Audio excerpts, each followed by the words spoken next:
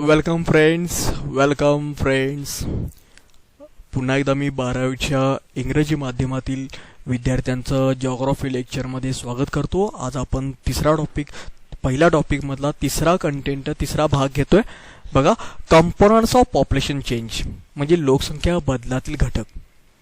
Components of population change म्हणजे लोकसंख्या बदलाचे घटक. तर पहा, people of one region differ from other. पुन्हा एकदा वाच तुम्ही. पहा, people of one region differ from other. एका प्रदेशातील लोक हे दुसऱ्या प्रदेशातील लोकसंख्यापेक्षा किंवा लोकांपेक्षा निश्चितच वेगळे असतात. मग कशानुसार वेगळे असतात? people can be distinguished by their ages, sex and their place of residence. तर ते जी लोकसंख्या असते ही वयानुसार किंवा लिंगानुसार किंवा वास्तव्याच्या ठिकाणानुसार सुद्धा वेगळी असू शकते. Some of other distincting attributes of the population are occupation, education and life structure. तर त्याचबरोबर आणखी सुद्धा काही घटक असू शकतात जे लोकसंख्या बदलावर परिणाम करतात. ते म्हणजे रोजगाराचे प्रकार, शिक्षण आणि आयुर्मान. यानुसार सुद्धा आपण वर्गवारी लोकसंख्येच्या बदलाची करू शकतो. Let us first understand the various aspects of population. तर चला आपण लोकसंख्या बदलाचे विविध प्रकारचे पैलू समजून घेऊया. त्यातला पहिला पैलू आहे, जो पहिला घटक आहे, first content is population growth म्हणजे लोकसंख्या वाढ. नेक्स्ट पेजवर आपल्याला त्यासाठी जावं लागेल. पहा, नेक्स्ट पेजवर जे एक्सप्लेनेशन देतोय मी तुम्हाला, that is a geographic explanation म्हणजे भौगोलिक स्पष्टीकरण. पहा, the population growth or population change refers to change in number of inhabitants of the territory during a specific period of time. म्हणजे लोकसंख्येतील बदल हा प्रदेशातील रहिवाशांच्या संख्येत विशिष्ट कालावधीत झालेला बदल असतो. This change may be positive or negative. म्हणजे हा बदल एकतर सकारात्मक असतो किंवा नकारात्मक सुद्धा असू शकतो. म्हणजे लोकसंख्या एकतर वाढू शकते त्या परिसरातील किंवा घटलेली सुद्धा आपल्याला पाहायला मिळते. It can be expressed either in a terms of absolute numbers or in a terms of percentage. म्हणजे बघा, जो त्या परिसरातील लोकसंख्येतील बदल झालेला असतो हा बदल एकतर संख्यात्मक किंवा टक्केवारीच्या स्वरूपात आपल्याला सांगता येतो. पुढे पाहूया. Population change in an area is an important indicator of economic development. पहा, मी वाक्य पुन्हा एकदा एक्सप्लेन करतो, स्पष्ट करतो. Population change in an area is an important indicator of economic development म्हणजे लोकसंख्येतील बदल हा त्या प्रदेशातील आर्थिक विकासाचा एक महत्वाचा निर्देशांक आहे. म्हणजे एखाद्या परिसराचा विकास झाला की नाही हे जर आपल्याला पाहायचं असेल, त्या परिसरातील लोकसंख्येतील बदलाविषयी पण आपल्याला विचार करावा लागणार. म्हणजे लोकसंख्या बदलावर सुद्धा त्या परिसरातील विकास होणार किंवा होत आहे किंवा होत नाही हे आपण सांगू शकतो. पुढे बघूया. It can be an indicator of social upliftment. तर बघा, सामाजिक म्हणून सुद्धा लोकसंख्या बदलाकडे आपल्याला पाहता येतं. सामाजिक बदल म्हणजे एखाद्या परिसरामध्ये लोकसंख्या बदल घडत असेल तर त्या भागातील समाजाचा विकास कसा झालेला आहे तो सुद्धा आपण पाहू शकतो. एक एक्झाम्पल आपल्याला दिलं आहे. For example, poverty can be reduced if population reduces. बघा, लोकसंख्या कमी असेल तर गरीब कमी करणे शक्य आहे. म्हणजे समजा एखाद्या परिसरामध्ये लोकसंख्या जर मर्यादित असेल, सरकारला त्याच्यावर नियंत्रण ठेवता येत असेल तर त्या परिसरामधील आपल्याला समाजाची किंवा सामाजिक प्रगती सुद्धा घडवून आणता येते. म्हणून तर त्याने उदाहरण असं म्हटलेलं आहे की लोकसंख्या कमी असेल तर गरिबी सुद्धा आपल्याला कमी करता येते. पुढे पाहूया आपण. देर are 3 components of population change, that is a birth, death and migration. बघा, लोकसंख्या बदलातील 3 महत्वाचे घटक आहेत. एक म्हणजे जन्म, दुसरा मृत्यू आणि तिसरं स्थलांतर. क्रूड बर्थ रेट पहिला पॉइंट बघूया. त्यातला आपण थोडस पेज दुसरीकडे गेलेला आहे, पण परत त्या पेजवर येण्याचा प्रयत्न करूया. इथे there are 3 components of population, बघा, there are 3 components of population change, birth, death and migration. म्हणजे जन्म, मृत्यू आणि स्थलांतर हे लोकसंख्या बदलातील 3 महत्वाचे घटक आहेत. त्यातला पहिला आपण घटक बघूया, crude birth rate, that is the ढोबळ जन्मदर. जन्मदर म्हणजे काय तर पहा, crude birth rate that is a CBR is expressed as a number of live births in a year per 1000 of population. म्हणजे एका वर्षात दर 1000 लोकसंख्या मागे जन्माला येणाऱ्या जिवंत अर्भकांचे प्रमाण म्हणजे जन्मदर. तर पहा, थोडंसं एक्सप्लेनेशन याचं मी तुम्हाला मराठीमध्ये विस्तारीकरण सांगतो, विस्तृत स्पष्टीकरण सांगतो. तर एखाद्या परिसरातील आपल्याला जन्मदर जर पाहायचा असेल तर एखाद्या विशिष्ट वर्षामध्ये 1000 तिथल्या असलेल्या 1000 लोकसंख्ये पाठीमागे जन्माला येणाऱ्या जिवंत अर्भकांचे म्हणजे बालकांचे प्रमाण, तेही जिवंत अर्भकांचे बरं का, प्रमाण म्हणजे जन्मदर. म्हणजे बघा, एकाच उदाहरण पण तुम्हाला इथे दिले, ते पाहूया आपण इंग्लिशमध्ये पहिल्यांदा. For example, in 2019 there were 3250 births in a city with population of 2,23,000. म्हणजे बघा, एका शहराची 2019 ही आकडेवारी दिली आहे. 2019 सालामध्ये 2,23,000 लोकसंख्या पाठीमागे 3,250 बालके जन्माला आली होती. तर त्या वर्षाचा आपल्याला जर ढोबळ जन्मदर काढायचा असेल, CBR काढायचा असेल, म्हणजे काय, क्रूड बर्थ रेट काढायचा असेल, तर त्या प्रदेशातील किंवा त्या शहरातील लोकसंख्याला आपण त्या परिसरात जन्माला, त्या वर्षामध्ये जन्माला येणाऱ्या बालकांच्या प्रमाणाशी जर भागले आणि त्या भागाकार केल्यानंतर त्याचा गुणाकार जर 1000 प्रमाणाशी केला तर येणार उत्तर हे असतं, हे CBR असतं, म्हणजे ढोबळ जन्मदर असतं. म्हणजे बघा, CBR is equal to 3250 divided 2,23,000 multiply 1000 is equal to, जे आन्सर येणार आहे ते पहा, 14.57. So that time there were 14.57 live birth for every 1000 people in the city. याचा अर्थ त्या शहराची जिची आपण गणना केली होती त्या शहरामध्ये प्रत्येक 1000 लोकसंख्येमागे 14.57 जिवंत अर्भके जन्माला आली. अशा प्रकारे जन्मदर आपण काढू शकतो. आता आपण पाहूया क्रूड बर्थ डेथ रेट म्हणजे ढोबळ मृत्यूदर. तर पहा, death rate plays an active role in population change. म्हणजे मृत्यूदर हा देखील जन्मदराप्रमाणेच लोकसंख्येतील बदलात महत्वाची भूमिका पार पाडतो. Population growth occurs not only by increasing birth rate but also due to decreasing death rate. बघा, लोकसंख्येतील वाढ किंवा बदल जो आपण पाहत असतो हे केवळ वाढत्या जन्मदराने नव्हे तर मृत्यूदर कमी होत गेल्याने सुद्धा आपण काढू शकतो. तर कशा पद्धतीने बघा, पॉइंट जरासं वरच्या पॉइंटला घेतो, मी पुढे घेतो. Like CBR, CDR is expressed in terms of number of deaths in a particular year per 1000 of population in a particular region. म्हणजे बघा, ढोबळ जन्मदराप्रमाणेच ढोबळ मृत्यूदर ही विशिष्ट प्रदेशात एका वर्षात दर 1000 लोकसंख्या मागे होणारे मृत्यू पावणारे लोकांचे प्रमाण याद्वारे आपण सांगू शकतो. अशा प्रकारे त्यांनी डेथ रेट सुद्धा आपल्याला दिलेला आहे. यानंतर ऑलवेज रिमेंबर म्हणजे नेहमी लक्षात ठेवा, हा पॉइंट मध्ये आपण काही स्पष्टीकरण दिलेलं आहे ते पाहूया. The crude birth rate or death rate is considered crude. This is because it ignores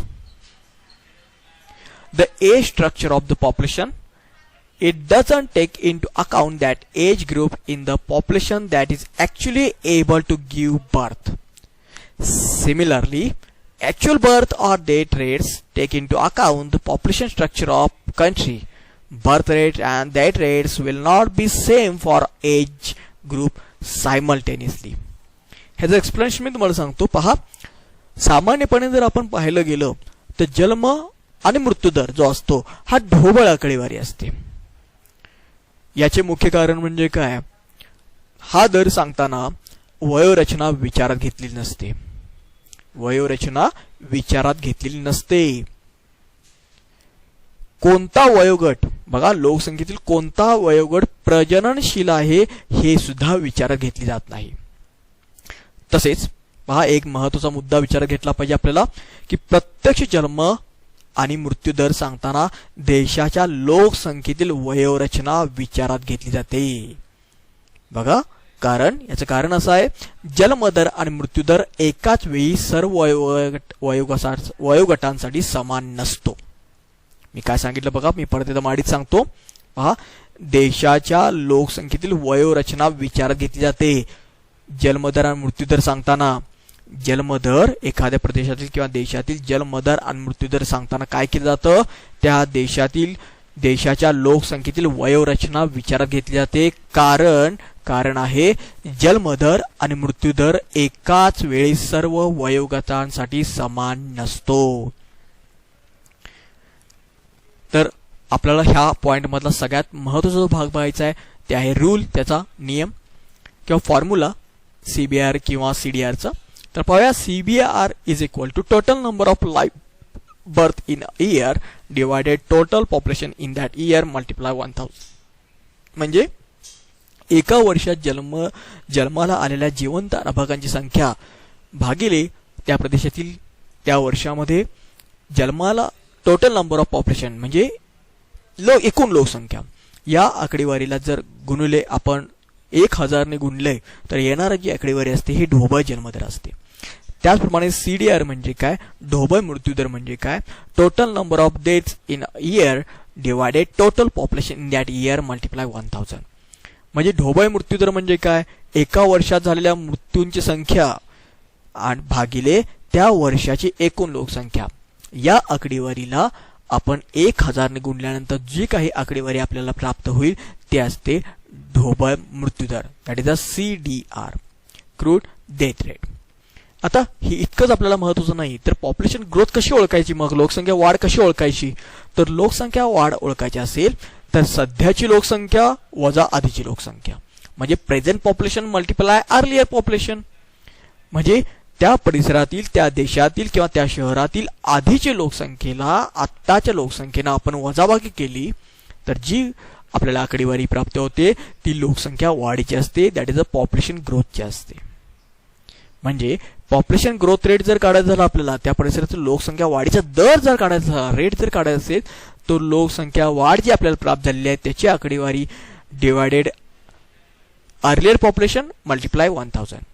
म्हणजे लोकसंख्येची झालेली वाढ भागिले त्याला आधीच्या लोकसंख्येने भागल्यानंतर ह्याचा गुणाकार 100 केला तर जी काही आकडेवारी आपल्याला प्राप्त होते ते असते लोकसंख्या वाढीचा दर. अशा प्रकारे या पॉइंट पर्यंत आलेला आहे. पुढचा जो पॉइंट आहे ते पॉइंट आपण पाहूया, पॉप्युलेशन ग्रोथ अँड एक्सप्लोजन. बघा, महत्वाचा पॉइंट आहे आपल्यासाठी, पॉप्युलेशन ग्रोथ अँड एक्सप्लोजन. याचा अर्थ लोकसंख्या वाढ आणि विस्फोट. You know that birth rate and death rates determine the growth or decline in the population. जन्म आणि मृत्यू दरामुळे लोकसंख्यात वाढ किंवा घट होते हे आपल्या सर्वांच्याच लक्षात आलेलं आहे. Based on this notice, try to complete the table 1.5 where different combination of birth rate and death rates are given. तर यावर आधारित 1.5 जो तक्ता आहे तो तुम्ही पूर्ण करा असते म्हणतायत, आणि या तक्त्यात जन्मदर आणि मृत्यूदराच्या वेगवेगळ्या स्थिती आपल्याला दिलेल्या आहेत, त्यावर तुम्ही चर्चा करा. Discuss the class the complete the table. बघा, तक्ता तर पूर्ण करायचं आहे आपल्याला आणि त्यावर वर्गात चर्चा करायची आहे, त्यांनी सांगितलं होतं आता आपल्याला. One has been done for you as an example. त्यामधलं एक उदाहरण आपल्या समोर ठेवलेलं आहे त्यांनी. हे एक्झाम्पल पाहून घ्या, टेबल नंबर 1.5 पाहून घ्या आणि त्यानुसार हा तक्ता वर्गात चर्चा करा आणि सोडवायला घ्या. आपण आता पेज नंबर 9 कडे जाऊया. पेज नंबर 9 वर जिओग्राफिकल एक्सप्लेनेशन मी सुरू करतोय. पहा, भौगोलिक स्पष्टीकरण. Generally a country experience various stages in the population growth. बघा, लोकसंख्या वाढीविषयी जे आपण अभ्यास करतोय, ह्या लोकसंख्या वाढीची विविध टप्पे प्रत्येक देश अनुभवत असतो. It never experience the same rate of growth or decline. प्रत्येक वेळी देशाचा तो जन्मदर किंवा मृत्यूदर सारखाच असतो असं नसतं. Along with the economic development tendency of birth rate और डेथ रेट आर डिफरंट. म्हणजे बघा, लोकसंख्या वाढ किंवा घट दर कधी समान नसतातच आणि आर्थिक विकासाबरोबर सुद्धा जन्मदर आणि मृत्यूदरही फरक होताना आपल्याला दिसायला मिळतात किंवा दिसतात.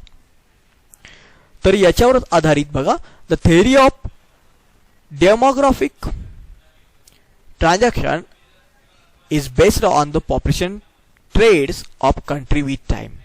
म्हणजे आर्थिक विकासाबरोबरच जन्मदर आणि मृत्यूदरही फरक होताना दिसतो आणि यावरच आधारित लोकसंख्या संक्रमण सिद्धांत मांडला गेलेला आहे. थोडं पेज मी वर करतो. पहा, मी पुन्हा एकदा सांगतो, त्याचं लोकसंख्या वाढ किंवा घट यांचा दर कधीही समान नाहीये.